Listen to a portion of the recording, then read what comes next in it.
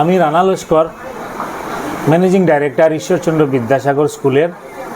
আমার একমাত্র কন্যা জেসলিন রানা শিলচর সল্লাবিল্লা স্কুলে পড়তো ক্লাস 10-এ। গত বৃহস্পতিবার মানে 12 তারিখ স্কুলে গেল ভালো, টিউশনে গেল ভালো, খুবই সুস্থ সবল, কোনো ধরনের সমস্যা নেই।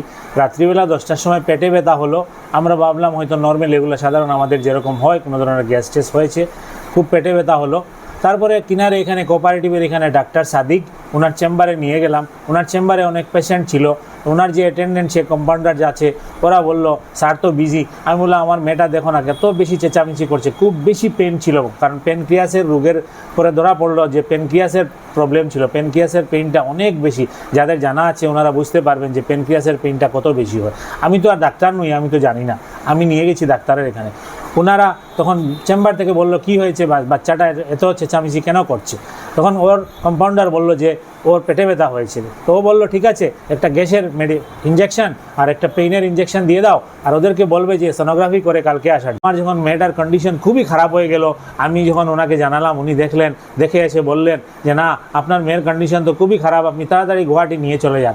তো আমি আমার মানে সেন্স চলে গেছে, এরকম অবস্থা। আমি বললাম কী করে নিয়ে যাব? উনি বললেন দাঁড়ান, আমি অ্যাম্বুলেন্সের ব্যবস্থা করে দিচ্ছি। বলে উনি অ্যাম্বুলেন্সের ব্যবস্থা করে দিলেন। অ্যাম্বুলেন্সটা যখন নিয়ে গেলাম আমরা, রাত্র হয়ে গেছে, 10টা-11টা বেজে গেছে। এখান থেকে বেরোনোর সময় বেরিয়ে আমি গুয়াহাটির রাস্তায় হাফলং হয়ে গিয়ে হোজাই পের হওয়ার পরে দেখলাম আমার মেয়েটা তখন মানে দেহত্যাগ করলো। দেহত্যাগ করার পরে দেখলাম উনি যে অ্যাম্বুলেন্সটা দিয়েছিলেন, সেই অ্যাম্বুলেন্সটার মধ্যে ও রুগী মারা যাওয়ার পরেও দেখাচ্ছে অক্সিজেন, মনিটরে দেখাচ্ছে পালস চলছে, মেশিনটা খারাপ। তাহলে এখন আমি এটাই বলতে চাই যে এই আমাদের যে হেলথ সেক্টরের মধ্যে কত দুর্নীতি চলছে, যে মানুষের কত হয়রানি হচ্ছে, মানুষকে ওরা প্রতারিত করছে। প্রথম রাত্রিবেলা এখানে প্রতারিত করলো ডক্টর সাদিক, কোঅপারেটিভের এখানে চেম্বার, শিলচর মেহেরপুর কোঅপারেটিভের এখানে চেম্বার ডক্টর সাদিক।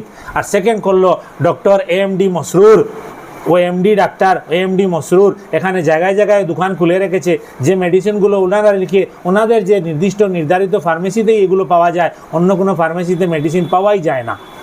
তারপরে উনি যে অ্যাম্বুলেন্সটা দিল আমাকে, ওর মনিটর খারাপ, গিয়ে দেখা গেল রুগী মারা যাওয়ার পরেও পালস চলছে আর অক্সিজেন 100 দেখাচ্ছে। তো আমি এইটাই জনসাধারণকে সচেতন করতে চাই যে এই হেলথ সেক্টরে আমরা কি মানুষ না পশু না কি যে ডাক্তাররা আমাদের যে ব্যবহার করছে, আজকে আমার মেয়ের সাথে হয়েছে, কালকে অন্যের বাচ্চার সাথে হবে, অন্য লোকের সাথে হবে। তাই আমি জনজনকে সচেতন করার জন্য আজকে এখানে বসে এই প্রেস মিটের ব্যবস্থা করলাম।